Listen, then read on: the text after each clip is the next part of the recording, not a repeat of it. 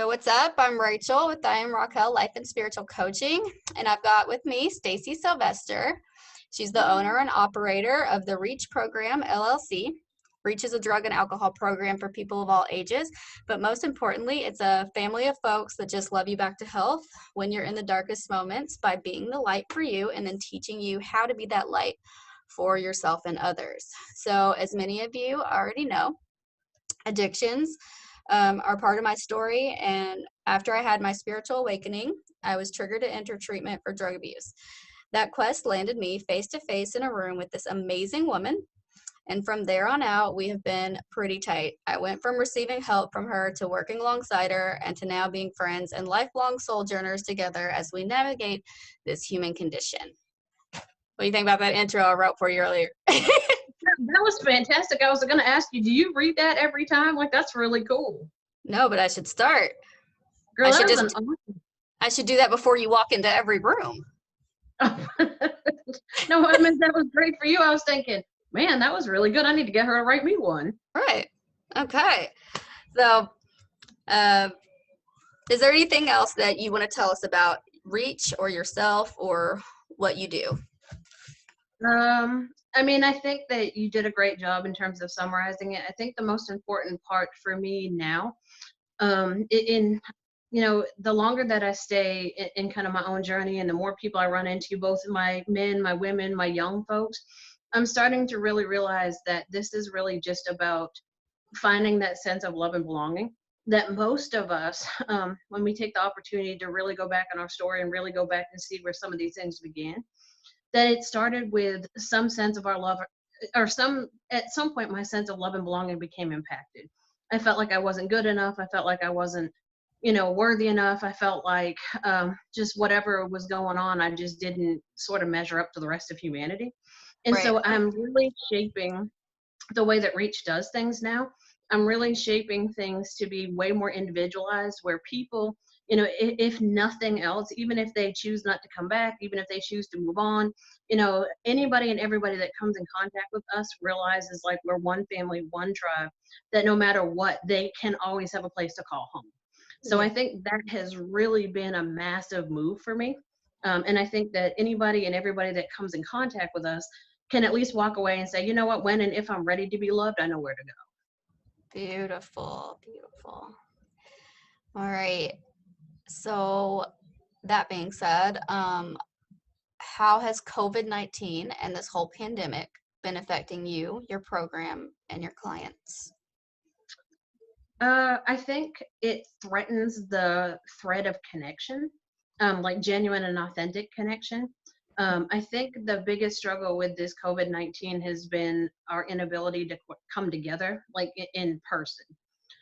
However, with that being said, I sit back and I look at all these small businesses closing, and I look at other treatment programs that are closing, and I've just been kind of paying attention to what's going on in the world around me.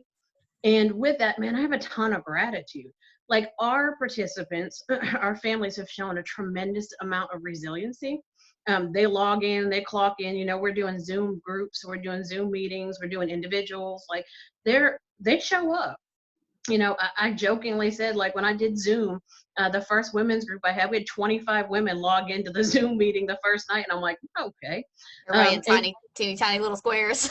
And every time somebody would bounce, we'd all look, and every time somebody would sneeze, we'd all look, and it was kind of the message of like, please, mute your phone, and please do this and that, and it was cars driving by and horns beeping, but I keep telling them, like, this is not ideal, but here we are. Like, it could be 1,000 times worse, and I'm full of gratitude that at least we can still show up. And I'll tell you, Rachel, like, there is something, I don't even know if I can put a word on it. I think there's something really, really humbling about listening to other people struggle, and me still being able to say, you know what, our folks have missed a beat. We switch, they switch. We just, look, man, we just keep rolling with it. Going with the flow. Mm-hmm. Let's see. Okay, so mental health has been even more of a crisis situation here lately, with all the stay-at-home orders and having to take extra precautions. And And of course, like not being able to find toilet paper has got everybody like really stressed out. I feel like, that it keeps us all stuck in like this fear mentality. Can you talk about that and like what are the solutions to being stuck in that fear mode? Because I even had like one life coach told me, that it was you're utilizing a different part of your brain. You're in your amygdala. You're in this part of your brain right now with, that's telling you to stay in fear. So anxiety is risen. And what can we do that it's such a biological response, a physical response? Mm-hmm. Can you speak on that? Yeah, sure, for sure. So Brene Brown, and I can't remember exactly what her TED Talks or what it was I was watching. She used this word scarcity in talking about fear. And Mm-hmm. she said, and I probably misquote her here, but something along the lines of that most of the time fear is driven out of this sense of not having enough or not having access to enough.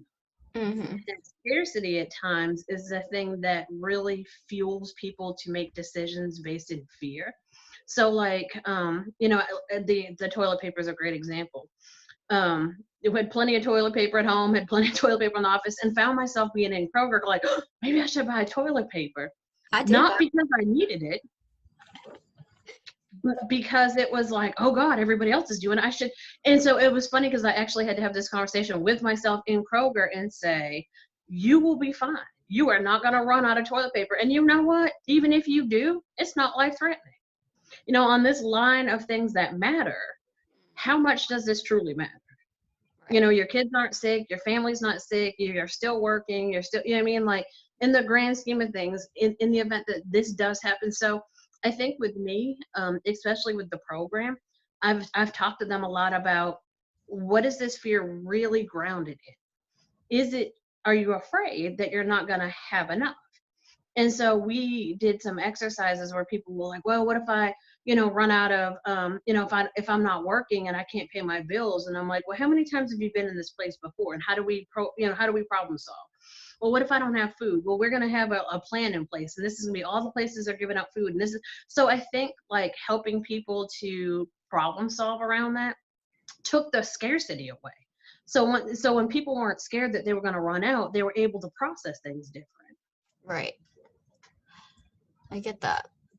So kind of like creating an action plan around when and if like the worst case scenarios happen, how would I deal with it Right. to And take I some of think, that fear away? yeah, and I think building those communities of oneness also played a part in that, where it was like, where we collectively are going to make this work. We're going to come together and we're going to meet up and we're going to get food and we're going to get diapers and we're going to, and I think keeping everything in this level of perspective helped keep the anxiety down. And I'm not saying that people are still experience anxiety because that's a realistic response to it. Mm-hmm. I just tend to be one of those people who's really good with the whole let go and let God type of thing. I learned a Right. long time ago, like, unless you have some kind of magic vaccine in your back pocket you go out here and save everybody with, you probably want to go on and let go because it's bigger than me. Right. Huge. Now I know specifically your type of clientele are so affected by what's going on right now. Even Governor Bashir talked about that the relapse rate is really high right now and that people are struggling with addictions because they can't do the type of things that normally they would do, like the AA meetings and NA meetings, to stay connected to recovery. So what do people do? What are your clients doing to stay well?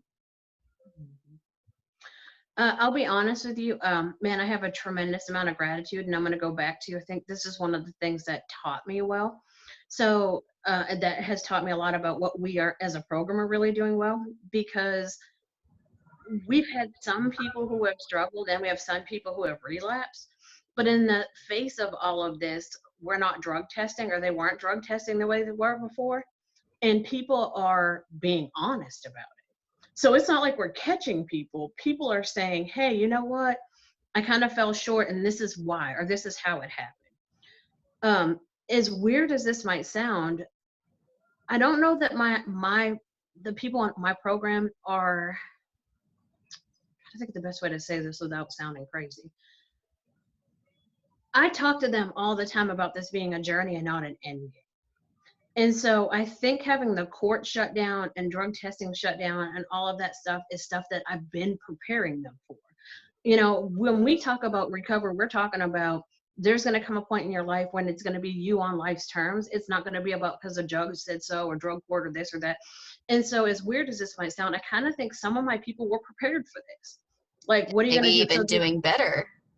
Yeah, so like they are reaching out. So they already know to call me. They already know to log into groups. They already know, you know what I mean? Like they've been doing this work in preparation for what do I do when it's now life on life's term stuff. So it sounds to me like there's been this responsibility switch. Like this responsibility was maybe on the court system before or on this outside force, right? And they're taking that responsibility into their own hands and going, okay, well now it's up to me, you know. Nobody's going to intervene and stop and say, hey, yo, do this consequence. Like I have to stay sober for me, right? Yeah, absolutely. Like I jokingly said to them, and I've said this 1,000 times over the years, you know, I'm not going to drive around and knock no drink or drug out of somebody's hand. That's not my job. I'm not going to intervene on somebody making a bad decision, like out of nowhere, show up at your house. So, you know, yeah, that's exactly what it is. Like, I think it's giving people this opportunity to really decide, like, kind of like we were saying before we started. I think that when this COVID-19 kind of goes and does whatever it's going to do outside after this, when the smoke clears, I think you're going to really see those people who are like, look, man, I really buckled down and my recovery was an investment and I did what I was supposed to do. Or you're going to find those people who said, I took this as an opportunity to lax up, give myself an excuse to take that next drink or to get high again. Does that make sense? Yeah. Well, you know, I feel like it's hard for me to connect all the way to, you know, the people who are involved in the court system. Like my journey didn't go down that path, and it was kind of, you know, always me making decisions about how I wanted my recovery to look, and the responsibility was, you know, in my hands, like from the jump. So I don't think I ever really, you know, had that responsibility switch for myself. But the truth is, but in reality, like, you also come face to face. I mean, you also came face to face with risk and reward. I mean, and I don't think that that's necessarily different. You know what I mean? Like, you know, I think that so the risk might have looked different. So, you know, the risk for somebody, you know, facing a legal consequence might be, oh, my kids will be taken away or jail. But you and I both know, just in life on life's terms, we all risk not waking up. You know, we all risk making life decisions. That means I could get behind the wheel of a car and under the influence and hurt somebody, or step out in front of you know what I mean? Like, I think when we talk about those risk and rewards, that's really, and that's why I keep saying, like, I tell these guys all the time, like, I don't want to sound offensive, but I don't care about probation and parole. You know, my job's not to help you get your kids back. I don't care about, you know, graduating drug courts or FMBA. Like, I mean, don't get me wrong, they're important, but that's not what I'm focused on. I'm good at getting stuff. I'm not always good at keeping it. Right. You're looking at the long term. Mm-hmm. So we also have this whole other crowd of people that are everyday folks, not, you know, necessarily addicts and alcoholics, but that are also struggling with a lot of addictive types of behaviors, or those kind of things are showing up in their lives. Like I'm seeing a lot of people all over my Facebook and friends list that are making posts about, you know, that they're having a drink at a time of the day that they wouldn't have normally had a drink, and, you know, making a joke about it, that they were having a margarita and Mexican food at whatever time in the morning, or other people that are talking about just, and like this one, I'm so guilty of shopping, just online shopping a lot because they're so bored, or watching so much Netflix, like not being able to control, you know, these things that they're doing to feel better and cope, or eating. Every single person that I know is like, I cannot stop eating all the quarantine snacks. How do I don't know what to do with myself. I'm getting so fat. How do I stop eating the quarantine snacks? I don't know what else to do with myself. So I'm seeing like all this kind of addictive sort of behavior showing up in everybody, not just people that like subscribe to or take on that label of being an addict, right? What do those folks do that don't, have that background of traditional, addiction recovery? I mean, the thing is like, and I don't know, like the weird thing is like, I don't know how much this has really changed the lives for people. You know what I mean? In terms of like what they would normally do, if, if it's about that I would normally go to work all day and I would be out of the house for 8 hours a day, that maybe we look at being able to garden or be in the yard or go to a park, like, in terms of, because as crazy as this sounds, I think the weather has been very, um, what's the word I want to use? Compromising is the word that comes to mind, but although I don't know that that's accurate. I think the weather has played along with this. Like, it's been really nice for the most part, aside from most couple of rainy days. Like, I can't tell people what to do. What I can tell you for myself is it's been nice to get out and walk. It's been nice to explore areas, parks. It's been nice to work in the yard, even just sitting outside.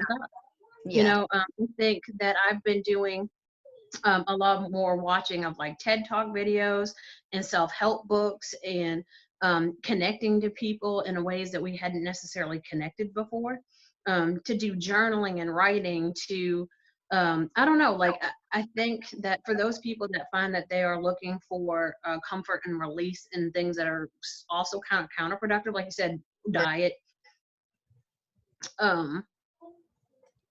this idea that this too shall pass keeps coming to mind, and I don't know that I want 2 months of my life to go by and I'm like, well, I devoted all that to Netflix. Right. Yeah. You know what I mean? I mean, don't let me lie to you. I've watched more TV probably in the last 2 months than I've watched my whole life. I hear you. So like to look at this time as an opportunity. Mm-hmm. Well, to do the things that we always said, if I just could just have that one weekend off, or if I just didn't have to go to work, like we all have that stuff we said we would do if we could just breathe a little bit. Mm-hmm. Yeah, that's exactly what I feel like I've been trying to do. I made kind of like a list of a bunch of things, and like been, interior decorating and home repair and things like that have been so huge for me and my mental health right now. And then I've been like an online counselor again, and just kind of looking back and like focus on myself and figuring out like how can I use this time productively, diving into building my business more and just all kinds of things. And but I'm one of those type of people that I thrive at home, and with unlimited time to be creative and do whatever. Like that is my, like, that's where I soar. So it hasn't really been an issue for me, not having stuff to do. Boredom is not my vocabulary. I just always feel like I have 20 million things I want to do. But I know that it's a big problem for a lot of people to be feeling bored and to be feeling lonely.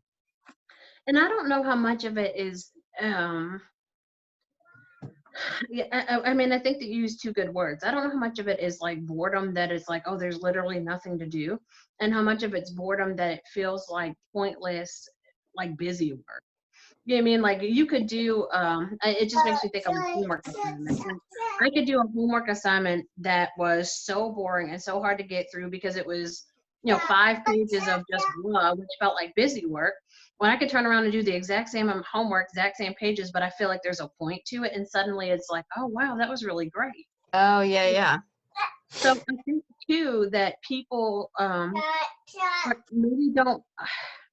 I don't know if they don't have access to it, or they're not really like familiar with accessing other things where, like I said, you can YouTube TED Talks, and you can you can look at YouTube or TED Talks. You can look at these different things and challenge, like, how do I plug into deeper relationships, or how do I get invested in like nature, and how do I build relationships with my kids, or there's just, So like trying to find that meaningful part of things instead of it just being things, to find things that are truly meaningful to that person. Yeah, because you're talking about loneliness, and I read this article the other day. Actually, he was talking about loneliness, and they said that loneliness is the disconnection between where you are socially and where you believe you should be. Ooh. And I was like, man, that was pretty deep, really. Because a lot of us have built significant, and this is one of those aha moments. I think a lot of us have built relationships with people, and we were more focused on quantity than we were on quality. And so now here we are locked down, and people are not making the effort to connect. Yeah.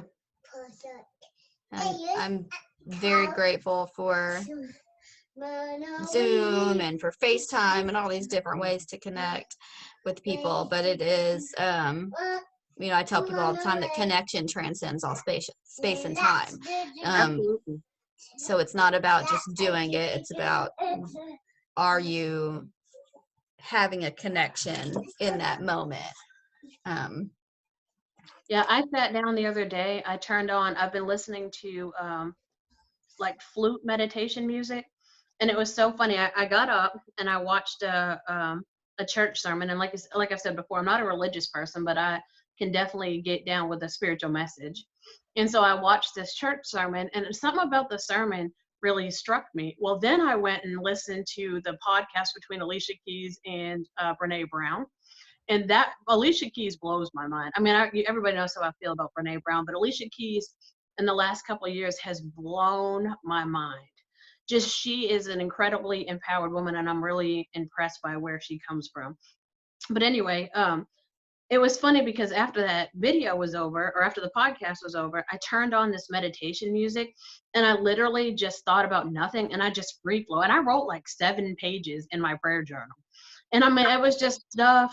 And the weirdest thing is I literally started with this one prompt, and it was like, who am I? Like, that was the only thing I put. And that was my prompt. And it was like it was the craziest thing. That sounds like a big sigh of relief right now to do that exercise. Mm-hmm.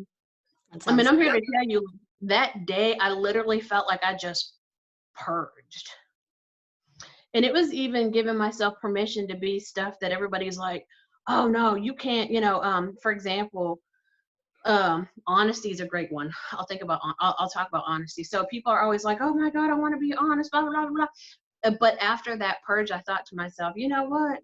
Nobody is ever 100% honest all the time. And if you subscribe to the idea that one lie makes you somebody who is dishonest, then it's almost more freeing to say, I'm a person who is dishonest given the circumstances, working towards living a right life and being a person of integrity, instead of setting this crystal pedestal who's like, I'm always honest, because it's not true.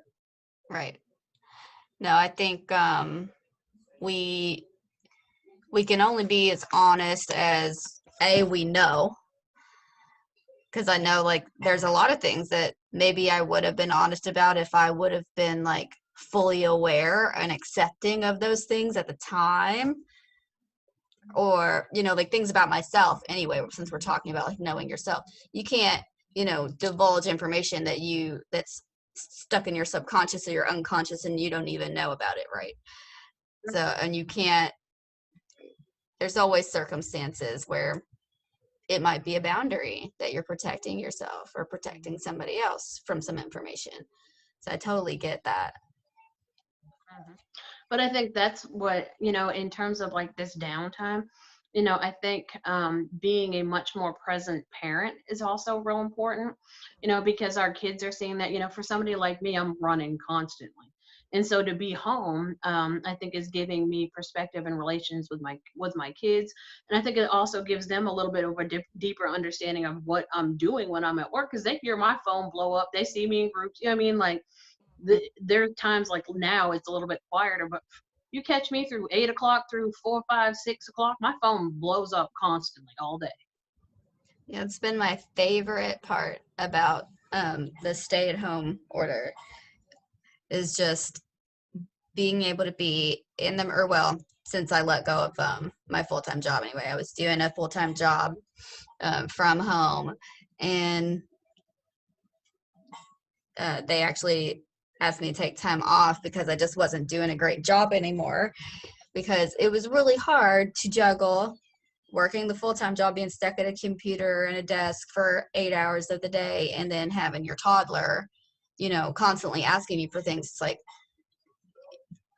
I could do, for a week or something like that, I can manage it. But, all the time to feel like you're ignoring your child was not okay with me. So, I had to make that decision to just be mom right now and let that be like my primary thing. Of course, like I have my business and I have stuff that I do, but kids need you to be present. It's so important. It's been my favorite thing about this time, is just to be able to lay down and hold him and sing and take a nap or watch cartoons with him and all those things that, like, we didn't get to do running around working and everything else.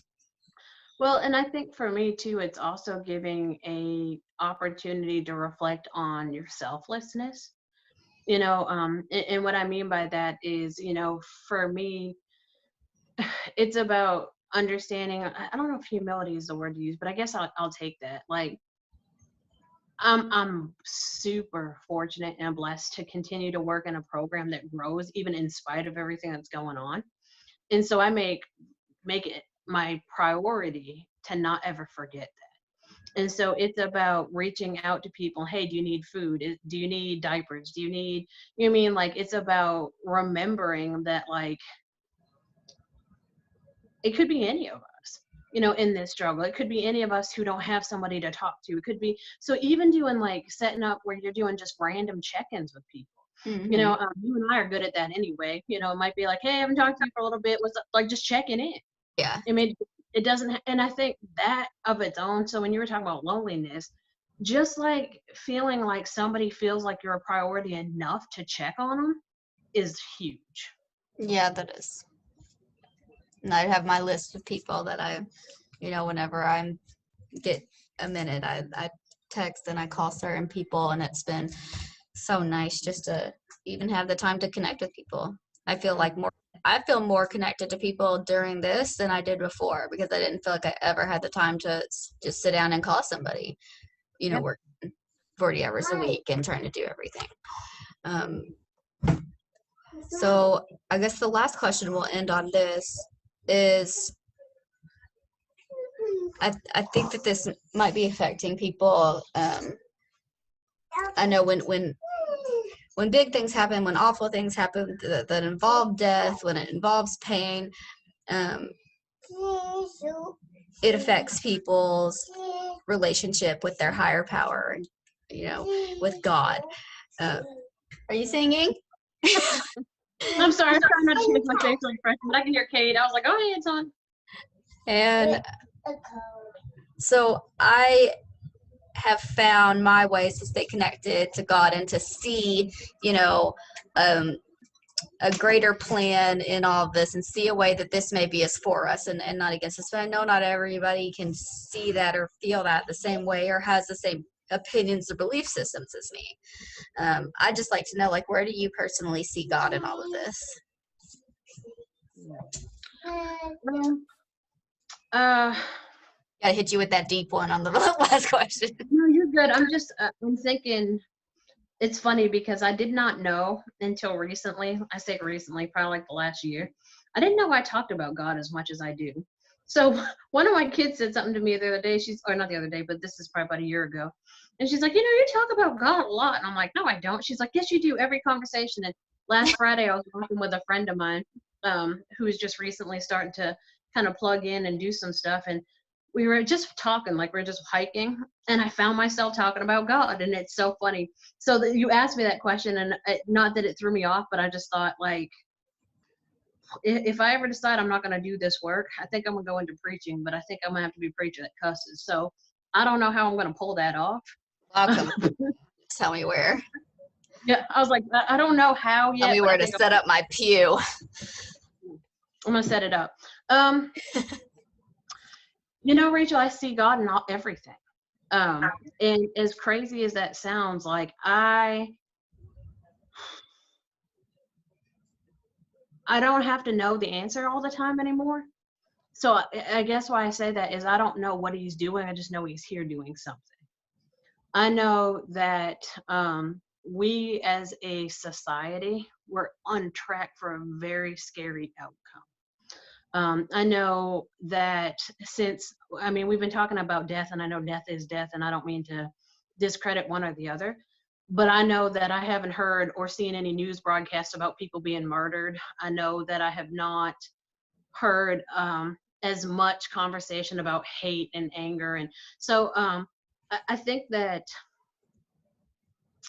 I don't know, I think that it almost feels like it was like this universal pause button in a weird way. Like it kind of feels like everybody, it was like, hold on. Like we got literally a universal sit still message. Like do nothing. Be still. You're grounded.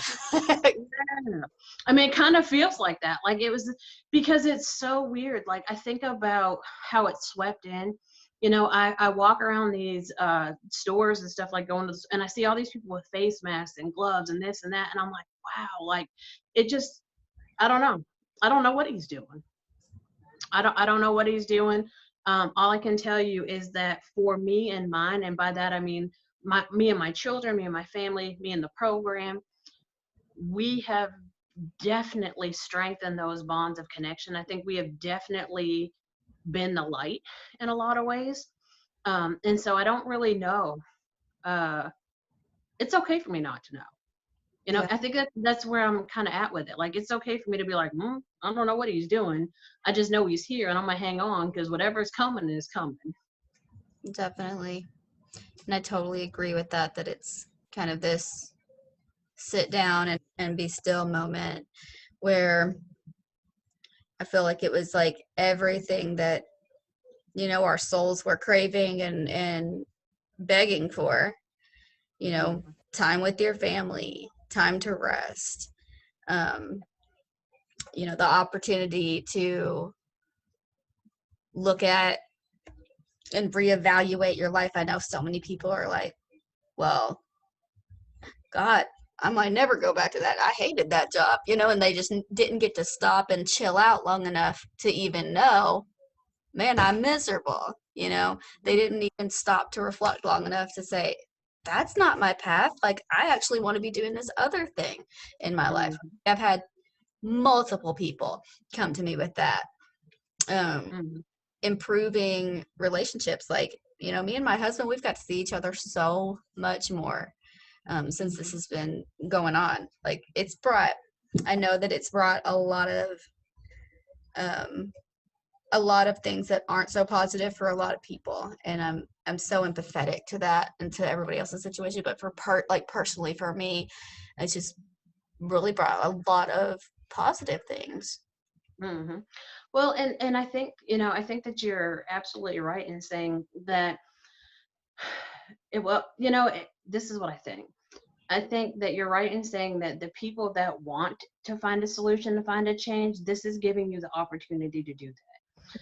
I also wholeheartedly believe in that quote that says that my mind will collect evidence to support what my heart believes, which means that if you go into any situation looking for the negative, looking for the thing, looking for the absence, looking for the scarcity, you're going to find it. But if you go into these environments and you look for grace, or you look for gratitude, or you look for the things that you still have, and your focus is on what is left, not what is gone, you'll find that positive, if that makes sense. That's on point. That, yeah, if you immediately decided to think, oh, this is a disruption to my life, and be upset that it's happening, then of course, like, it's going to be a bad experience for you. Mm-hmm. And if you were looking at all the things that you were going to be gaining instead, then right, because I'm losing things too. I'm missing out on things too. Like, don't get me wrong.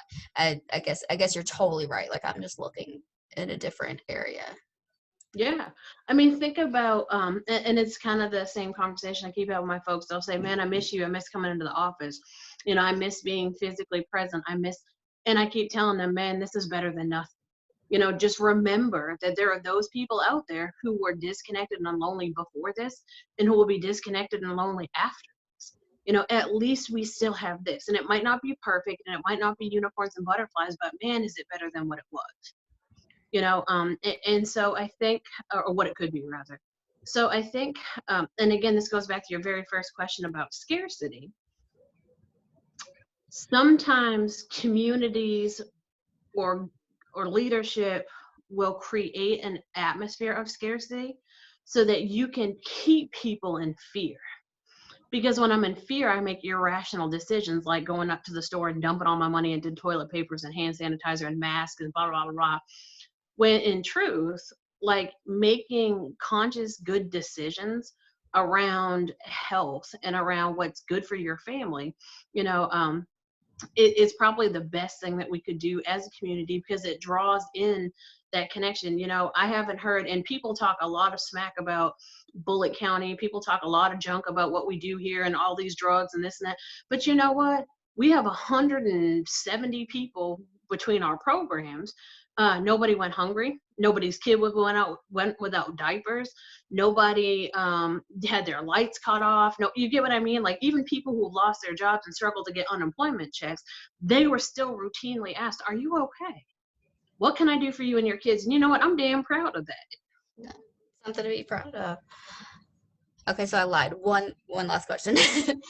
I feel like that this triggered kind of a self-worth journey for a lot of people to actually have to stop and say, whoa, like I need to take the precautions to not die. That maybe people haven't looked at that, be face to face with something that, was such a life-threatening thing before, where they had to say, well, is it worth it for me to do these things? Is it worth it for me to take these precautions to protect myself? What do you think about that idea? Probably the worst person to ask that question to.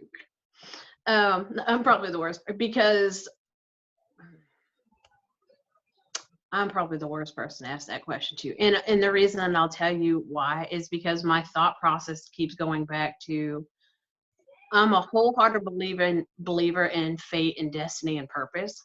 Mm-hmm. And there are a lot of things in this world that could have taken me out before now and haven't.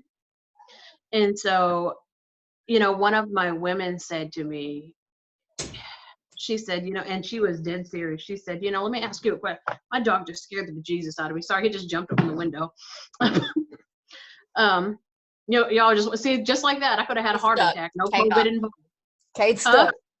Oh no, not Kate. All right.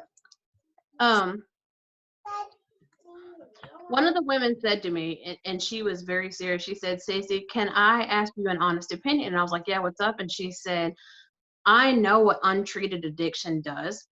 I know that that's a guaranteed death for me.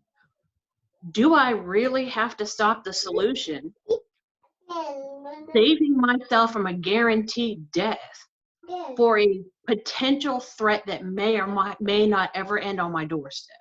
I already know that this thing can kill me if left untreated." Right. And we had some really deep conversations about that.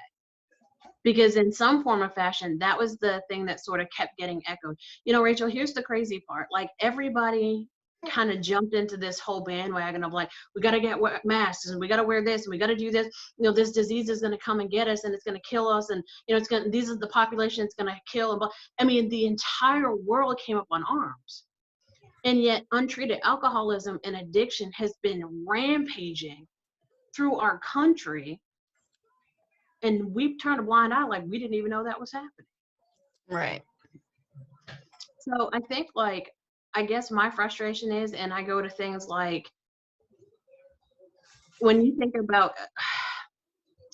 think about the dangers, and again, and I'm grateful because I'm not one of those people whose kid's sick. I'm not one of those people who's in that age range. And so I'm respectful and try to be empathetic to that.